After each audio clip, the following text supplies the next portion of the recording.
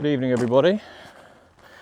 It is an absolutely beautiful evening here in Nova Scotia, and I thought to myself, well, you know what? Considering it is just so nice out tonight, even though I've done this walk already today, let's do another. I'd spent most of my day at the desk, so when it is just this beautiful outside, as you can see, sometimes you don't need an excuse to get out. And I also thought we could take a walk and just kind of have a chat, really.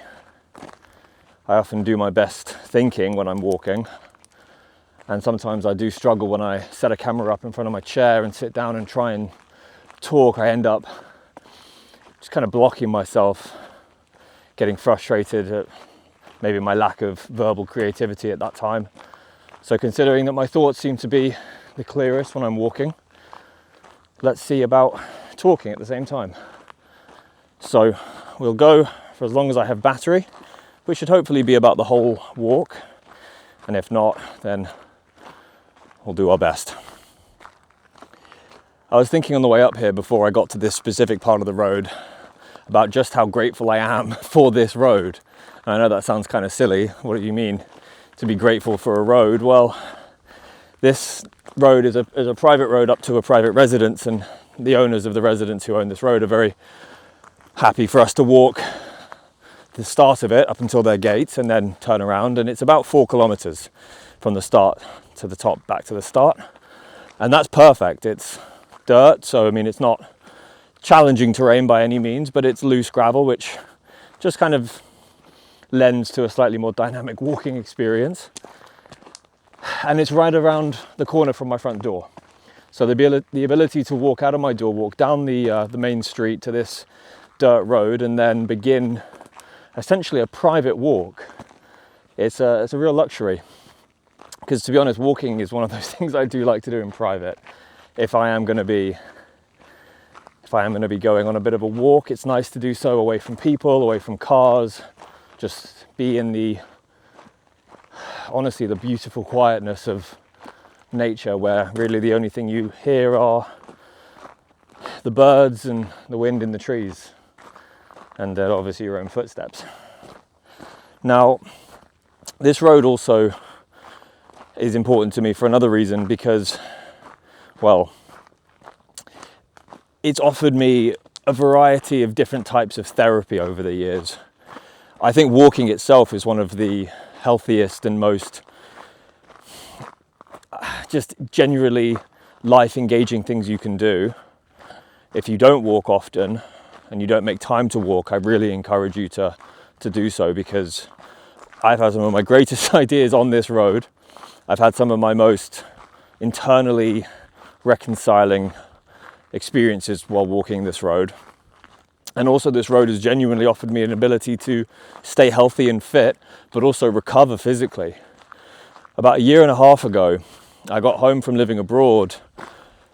And during my year abroad, I wasn't as engaged in my fitness journey. I wasn't as active in the gym. And when I got home and kind of re-entered into an environment where I was familiar with a certain lifestyle and a certain training approach, I didn't pace myself. I jumped right back into it with too much intensity and too much expectation of my capacity, and I ended up injuring myself really badly. And I actually ended up herniating 2 discs in my spine. And I was about 25 at the time, and I was in a bad place. I was in a really bad place. 2 herniated discs just after returning home from a year abroad, and my intention upon returning home was to pick my life up. My year abroad was a little chaotic, and I burnt the candle quite hard at both ends. So when I got home to a much more isolating environment, I thought, okay, this is a great opportunity to get to work. What I didn't know that would mean is literally working from the very ground up, learning how to walk again, learning how to stand up straight, learning how to be able to do any form of exercise safely, because everything caused me pain. Driving, walking, sitting, lying down, sleeping, standing up. For the first 3-4 months of that experience, pain followed me everywhere, like it was attached to my shadow. And so this road was my first point of therapy when I was actually able to stand up again. First, we started walking about 30 feet from my front door, turning around and walking back. Then we aimed for the first kilometer, and then the second, and then the third, and then we were able to complete the walk in its entirety for the first time. But I remember all of these days that, you know, just even walking up this road and getting back to the front door felt like an accomplishment. And now it's something I do for pleasure. So it's ironic. It's interesting how things change. And that's also taught me to be grateful to a degree. I like to think I'm an ambitious person. I like to think that I push myself hard, and I like to always try and keep myself, you know, engaged and wanting more. Try not to settle in too much, but at the same time, I need to also give myself credit and remember that there were times where just what I'm doing right now wouldn't have been possible. So, you know, that's what I mean when I say this road is something I'm grateful for, because it is as ideal as it could possibly be for the purpose and function that it has offered me, and it has been so close. It has just been right off of my doorstep the entire time. So I encourage you to get out and walk if you don't. And I know, you know, when I used to live in a major city, it's difficult to find places to walk. Sometimes there really aren't any, not peaceful ones at least. I used to live in Toronto, and man, sometimes I wouldn't even want to leave the house. It would just be too overwhelming, too hectic, too chaotic. Not enough outdoor spaces that were accessible, not enough privacy. Especially when I used to get high, the overstimulation would be unmanageable. So I do understand if you don't have access to things like this. And this is why I say I'm very grateful, because I know I'm very lucky to have something as simple as a road that's just off my doorstep. And you can see it's a good road with kind of, that's why I'm kind of panting a little bit, slopes, you know, going back and forward. But it's good, it's practically never used. Like I said, it's a private residence road, so the owners drive up and down it every now and again, and I walk this road every day, and I'll maybe see their car once or twice a week. So it is something I'm very grateful for. And yeah, I think I didn't really come out here with anything major to talk about. I just thought, you know what, like I said, I do my best thinking when I walk. So let's see what I have to talk about tonight. One of the things that's been on my mind that's kind of been a little surreal recently is the experience of getting older. Now, I know I'm only 27, and that isn't objectively old, but it's an age where you really are kind of starting to realize that you're not 21 anymore. You know, it's an age where people around you, people in your age group, they may be solid into their careers, they may be getting married and having children, you know, they may be buying houses. It's an odd age, because when I was, you know, I only turned 27 a couple of weeks ago. You know, leading up to my birthday, those last couple of days, I thought, 27, that's kind of a nothing age. You know, it's basically like 26. 28 feels important. 27, it doesn't feel important. A couple of weeks into being 27, I was wrong. 27 feels very important. 27 feels like a real eye-opening age. And I actually had a good conversation with a good friend of mine a couple of days ago, who's only a couple of days older than me. So we had that conversation about recognizing, wow, we're 27. We're really adults. We've kind of spent a long time working towards our goals, but are now having a pretty surreal opportunity to look at where we are in relationship to what we've wanted from when we were younger at this age, and maybe moving the goal back a little bit, just to give ourselves a bit more room. You know, when I was 21, I thought, oh, God, by the time I'm 25, 26, 27, I'll know what I'm doing. I'll have it figured out. Yes and no. Definitely not no. But that yes comes with some nuance. That yes comes with I know what I'd like to do and I know what I'm aiming to do, but there's still a lot of work. Still a lot of work to be done. And had you told me at 21, how would you feel at 27 to be, oh, super walking. Had you told me at 21, how would you feel at 27 to be where you are now? I think I would have freaked out. I think I would have said, oh no, I need to work harder. I'd need to be more aggressive at my goals, because I'd feel disappointed if I reached 27 and that was where I was at.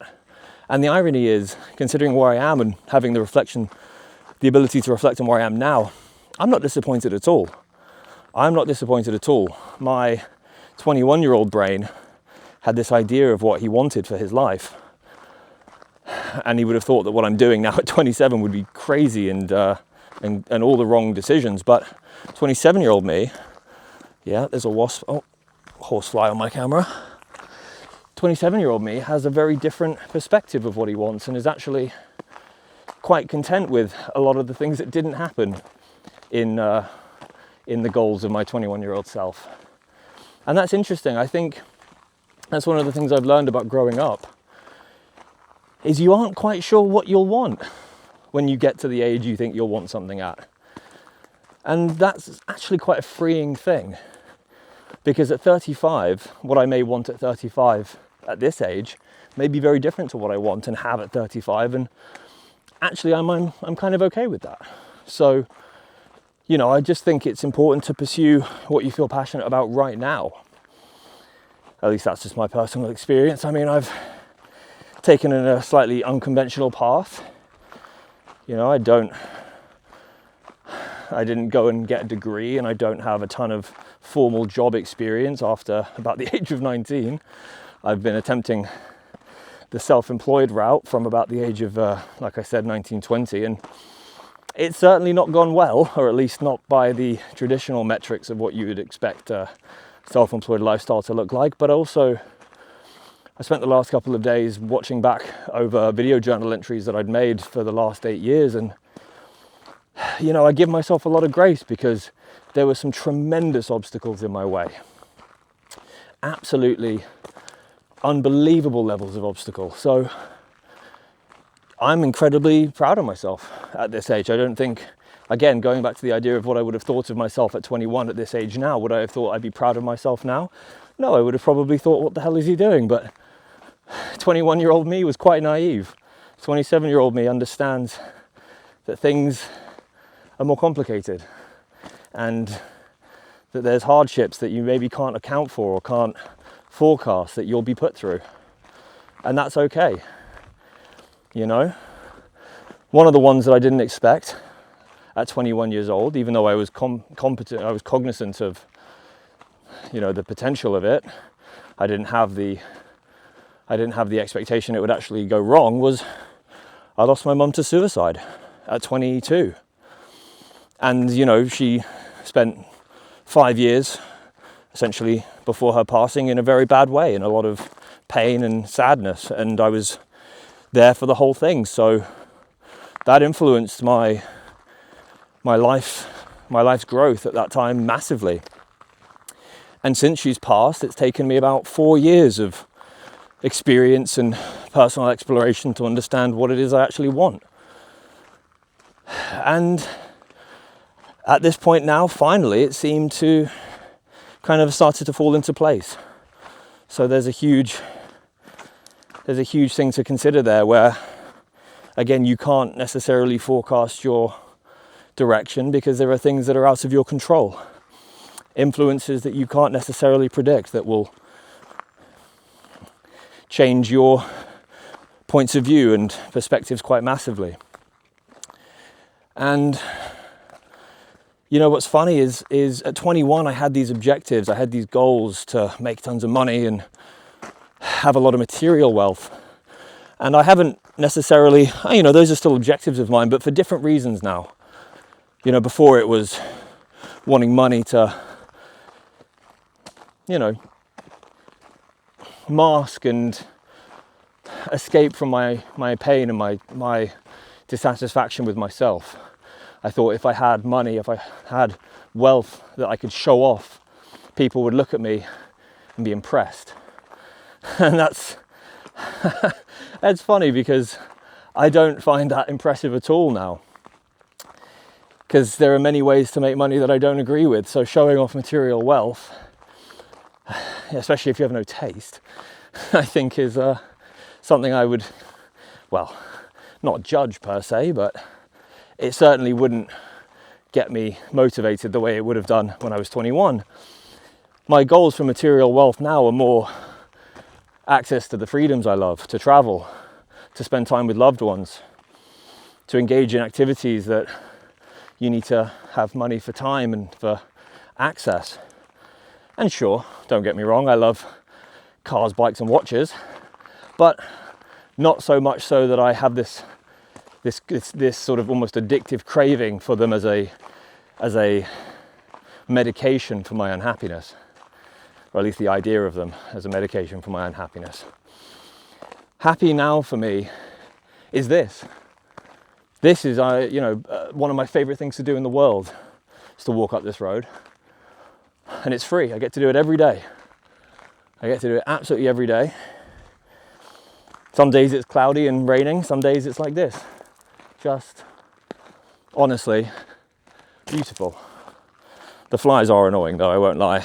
Flies and mosquitoes, they are more unwelcome, but still, I find happiness to be simple things now.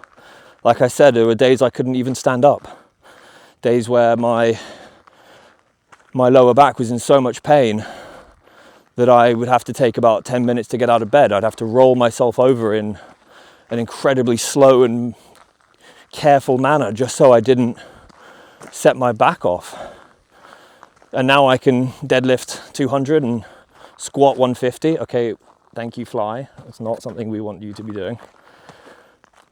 And now when I do that, I think, oh, fuck, if only I could get deadlift 250 and squat 200. And I get angry sometimes. I'm like, oh, why am I not progressing faster? And I remember, well, Gabriel, you spent 3 months learning how to walk again. You know? Let's not forget that you could be in a much worse situation. And I think the other thing age has done is it's tempered me. You know, at 21, 22, I was desperate. And of course, like I said, you know, with my mother being as unwell as she was, I was desperate for a variety of reasons, but I was desperate within myself to feel grounded, to feel stable, to feel secure, because I was none of those things. And so this is the gate that I was talking about here. This is where we turn around, and I have a ritual. It's funny, it just sort of happened over time. I didn't even notice it.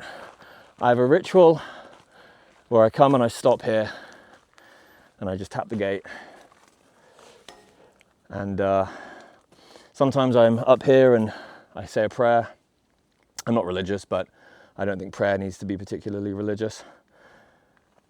And I just am grateful. I say my gratitudes for things in my life, and I ask for continued support and strength, and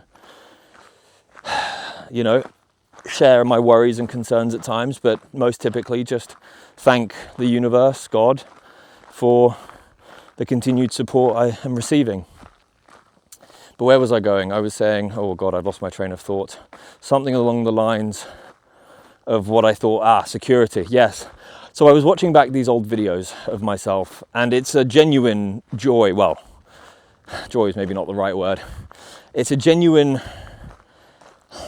gift, that's the right word, to have copies of these video journals going back as far as 2018. In fact, I did have older ones, but unfortunately they've been lost. But to be able to look back at myself at 18, 19 years old, you know, in the depths of some dark times that I remember very, very well, but I don't in any way resemble now, is genuinely, it's incredibly moving.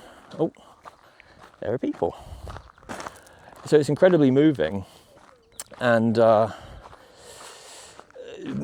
meaningful and valuable, because, you know, very often you can sometimes get yourself caught up with the things that are happening today and forget that 8 years ago things were in a much worse position. Oh, there's this dog. It's a lovely dog. Good evening. Hello. Hello. Oh God, very excited. Hello. Going for a walk again, are we?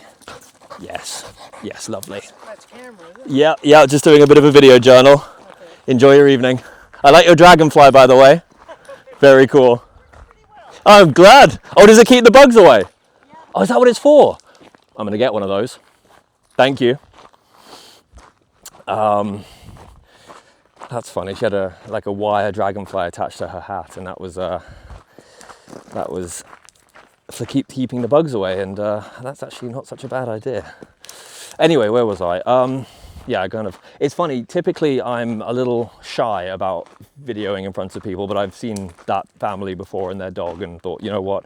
Screw it. I need to get comfortable with doing this in public, because I plan on traveling the world for the next 3 years, and I have about 4 weeks until I leave, and one of my goals while traveling is to be making content. But fuck, I've lost my train of thought again. What was I saying? Yes, the ability to look back and reflect on the past, both internally but also actually watching yourself from the past, is it's a little, well, it's eye-opening for sure, but it can be a lot of experiences. It can be many things for many people, but for me at this point now, considering that I've found myself in a really kind of peaceful internal state that seems to not just be something that's, you know, moving in and moving out, that seems to be a little bit more permanent, to be able to watch back and see 18-year-old me, you know, deeply addicted to weed, having no clue what to do about his sick mother, in the worst lifestyle where he didn't do anything healthy for himself. He just worked to be able to afford weed and the time to play video games in the middle of the night. To watch back and see his mindset, to see his worries and the way he articulated his fears. I look at that now, and obviously that was me, and it's mind-blowing because it's unrecognizable. I don't see myself in him at all, really, at least not without kind of thinking back. But it just kind of, I mean, it gives me a real sense of self-gratitude. And one of the things I learned from even just making this video over the last few days was that actually, whereas I was always pushing myself to get stronger and be harder on myself and grow and be better, the strength that I found in my life and the position that I found in my life and the sense of security and groundedness and internal confidence that I've now found in my life, yes, I definitely put a lot of proactivity into establishing myself in that way, but also a lot of it just came with time. A lot of it just came with time and with growth and with age. And that's one of those things that I think I didn't know that came with age. I'm kind of glad to be getting older. You know, I may be losing my hair a little bit, but with that aside, I feel more and more like myself as the years go by. And you can see when I'm 20, 21, 22, that I'm not comfortable in myself, that I feel really like stiff and really uncomfortable just in how I hold myself, how I speak. Whereas now, I mean, there's still work to be done, but I feel like I now am me, you know, whereas before I was kind of always trying to find me. And that's now sort of something I've done. And my dad said the same thing to me as well, because my dad and I are alike in a couple of major ways. One of which is that we never really involved ourselves or participated with what quote unquote young people do. We never really went out. We don't drink a ton. You know, I've never really been into partying and clubbing and, you know, young socialization that a lot of people, you know, were really into. And again, there's no judgment. It's just to each their own. But for me, I always kind of felt like, oh, I'm older than my age, but not in a good way. Like, oh, you know, I'm more mature. No. It was like the things I wanted to do, I felt like I was too young to do them because I, was young at that time. And also I always kind of judged myself. I was like, oh, well, why are these the things you want to do? Why don't you like to do what other young people do? Why don't you go and get involved with other young people? Why are you kind of a little isolated? And, it was just because my preferences for things that I still love today, but felt too young to do at that age. Like, I like to stay home. I like to cook. I like to watch films. I like to go out with friends to very calm and relaxing environments and eat good food and drink good wine. I like to drive cars. I like to travel, yes, but I like to do so kind of mindfully. And I feel like I'm embracing aging as it's coming. I know I'm only 27. I know I'm still very young, and you may be much older than me and laugh at that because you may think I don't know even the first thing about aging. And you may be right. But I'm excited to turn 28. I'm excited to turn 29. I'm excited to turn 30. Whereas before, when I was 21, the idea of turning 22 and turning 23 scared me because I thought, well, I'm not where I want to be yet. So if I'm getting older and I still haven't achieved my goals, that means I'm running out of time. I'm falling behind. So, it's a nice treat to be getting older while in this experience. And so anyway, that's what I wanted to say around aging and around getting older and around, time. What else do I want to talk about? Well, maybe for a second, actually, I just want to show you this. I know it maybe doesn't look as beautiful to you as it does to me. But I mean, just look at this. Let's stop for a second. I'm going to miss this place. This is one of my favorite places in the world, this road. Genuinely. I mean, it's just beautiful. And on days like today, where the sun is shining and setting, and the wind isn't too strong, and the air isn't too hot, and there aren't, country guys going up and down the road on their ATVs at 200 miles an hour, it's one of the most peaceful places I've ever been. And it's funny because I've walked this road for 5 years now, and I've walked this road in times of real distress and real worry when my mother was very ill and, before she passed away, before she took her own life. My father and I, in our times of desperation, often felt like we were very powerless, and the only thing we could do to try and claim back a little bit of internal peace was to walk. It felt like if we could get through the walk, then maybe we could reclaim a little bit of our strength back. And I've walked this road in times of real victory. Times where I was just in such an incredible place internally. Times where I felt like I could do anything. And times where I've had, like I said, some of my greatest ideas. And times where I've really healed a lot of the relationship I have with myself. Because for a long, long, long time, I was deeply, deeply unhappy with myself. Unhappy with how I looked, unhappy with how I sounded, unhappy with how I spoke, unhappy with how I was doing. Just unhappy. I was just deeply unhappy. And on this road, I've done a lot of work on my happiness. And that's something I'm grateful for.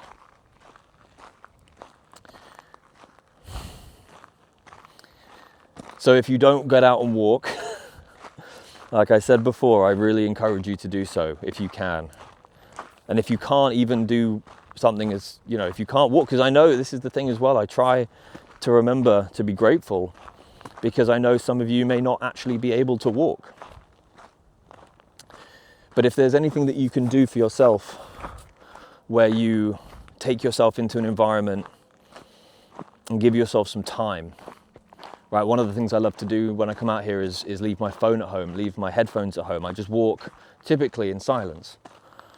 I mean, my thoughts are very loud, so I'm not usually aware of the silence because I've got so much going on in my head, but occasionally I'll recognize that and I'll stop and I'll listen. And I'll listen to the wind in the trees, or I'll listen to the birds sing, or I'll just listen to the silence. And often that makes me realize that a lot of what I worry about, or a lot of what concerns me, or what I stress over is actually not that important. and I watch the trees. I love to watch the leaves in the wind. I think it's one of the most mesmerizing things to watch. It's beautiful.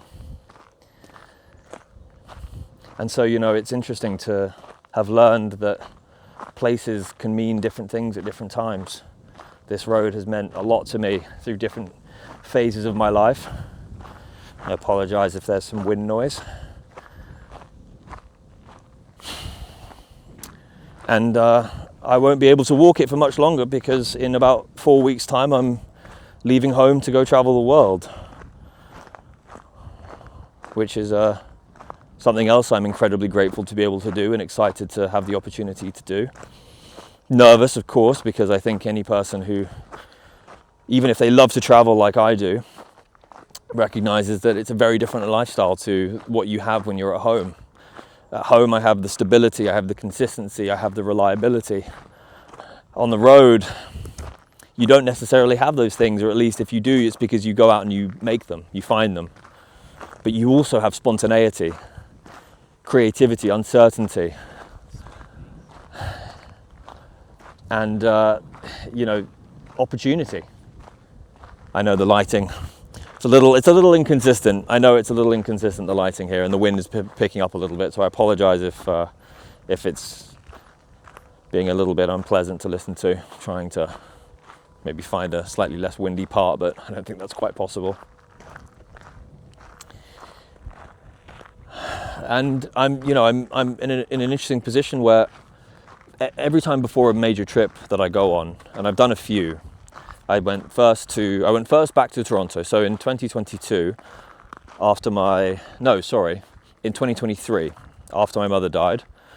She died in 22, and in 23 I went back to Toronto where I used to live for 2 months, and that did not go well. I was not in a good mental state, and unfortunately I didn't behave very well, and I was struggling and coping in bad ways, and I ended up coming back here. But before that, and then in the end of 2023, I went to Ecuador with my father, and then immediately after that to Italy for a year, and then back, and then to Asia. Before all of these big trips, I've had, I'm saying now, I've had this period of time, maybe 2 or 3 or 4 weeks before. I'm just gonna let the wind pass for a second. I've had these times where I've just sort of, proactively prepared myself, but also had time to think, had time to dwell on the inevitable journey I was about to go on. And every time when I thought about what it was I was hoping to gain, not that it didn't go that way, not that I didn't get what I thought I was going to get, but it always surprised me just how much more I got from my travels than I ever thought I would or I ever expected to get. Things that I could never have imagined. People I never would have expected to meet. Places I never would have thought I would have found myself. I would have always had inspirations and motivations for doing it, and always, that would have been what pushed me to do it in the first place, or pushed me to commit to the idea. But what I loved was I would always gain something, I would always gather something, I would always understand something so much deeper, so much more permanent than the motivations behind why I was doing that in the first place. And so for this trip now, and again, I call it a trip, but realistically speaking, it's much more about just simply leaving home. There is no return date attached to this. And if there is a return date, I've flirted with the idea of coming back for my 30th birthday. I just turned 27, so it'll be a long time. And with this experience, with this next journey, I don't have the same kind of ideas of what I wanted to have happen. So for example, when I was going to Asia, I was excited to just have a good time, just have fun. Because 2025, when I was in a lot of pain with my lower back injury, and I also broke my collarbone that year as well, so that on top of the back injury was not a pleasant experience. I just thought to myself, fuck it, I need to go and have some fun. And I did go and have fun, but I had a lot more of an eye-opening experience as to the way I wanted to live my life. And when I went to Italy, I thought, you know what, I'm just gonna go learn Italian, dress nicely, go out, eat food, drink wine, and go on dates. And I did that. but I also built a whole new community. I also found myself in love with a new place in the world that I could actually see a future of myself living. And those weren't necessarily things I expected. And then when I went to Ecuador, I didn't actually have any idea of what it was I would find there. I think it was just actually, let me go into it with the unknown, but also I was very into the gym at that point, like now. And I just thought, you know what, let me go and get insanely fit. And I did that. And I did get really fit. But I also met amazing people and understood my position in the world so much more deeply. And these weren't necessarily things that motivated my desire to go out and do those trips, but they're actually, comparatively to what it was that I was originally motivated by, the things I took away so much more importantly. And so for this journey, which is 3 years longer than anything else I've ever done, 3 times longer than the longest journey I've done, which was for a year, but that was living in one place with an apartment and a consistent city. This is traveling over the entire planet, or at least attempting to. This will be the most life-changing experience I think I will have had so far. And now that I'm making content, now that I finally feel brave enough to speak, because for a long time I was afraid to speak. I was afraid to share my experiences with the world. And a lot of my frustrations from the years past were, why am I so incapable of voicing my experiences? Why do I feel so suffocated and so unable to speak? And now I feel that skill, that ability is now starting to come to me, but also my willingness to just be heard, my willingness to let people hear me and not necessarily have to control every tiny little detail of every tiny little thing that I say so that people would understand the way that exactly how I meant it, because I was so afraid that I would be misunderstood, because I'd placed so much importance in the way people perceived me as my value. I tried to control every tiny little aspect of the way I was perceived because I didn't feel meaningful, I didn't feel purposeful, I didn't feel important. And so I thought if I could cultivate an image, if I could cultivate a way that people would perceive me, I could try and curate this character, this version of me that people may think is important, or people may think is interesting, or people may think is meaningful. When actually, what I realized is as soon as actually I felt those things inside internally, I stopped doing that. I stopped trying to pretend to be something I wasn't, because I was finally the thing I always wanted to be. And that was another one of those things that kind of seemed to have hit me over the last 6 to 8 months, was actually, do you know what? I don't need to pretend anymore. And that's a beautiful thing. I don't need to pretend to be what I always wanted, because actually I'm now that thing I always wanted to be, and therefore I can just be. And so anyway, I think I lost my train of thought a little bit there as well, but regardless, I'm reaching the end of the road now, so it's going to be time to end this. Thank you for journeying this road with me and listening to my thoughts this evening. I hope you enjoyed this conversation. Well, not really a conversation, is it? Because conversation usually has 2 people involved, but I hope you enjoyed this stream of consciousness, and I hope it inspired you to get out and walk. And this is the end of the path back to the main road and from where we just came. So I'm going to let you go, and I encourage you to go out if you can and walk and think and leave your phone alone. Let it stay at home.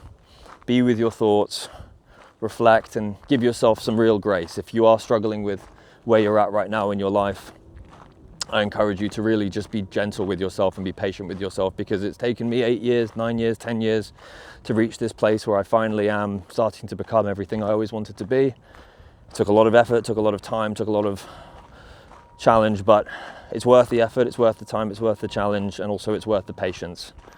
And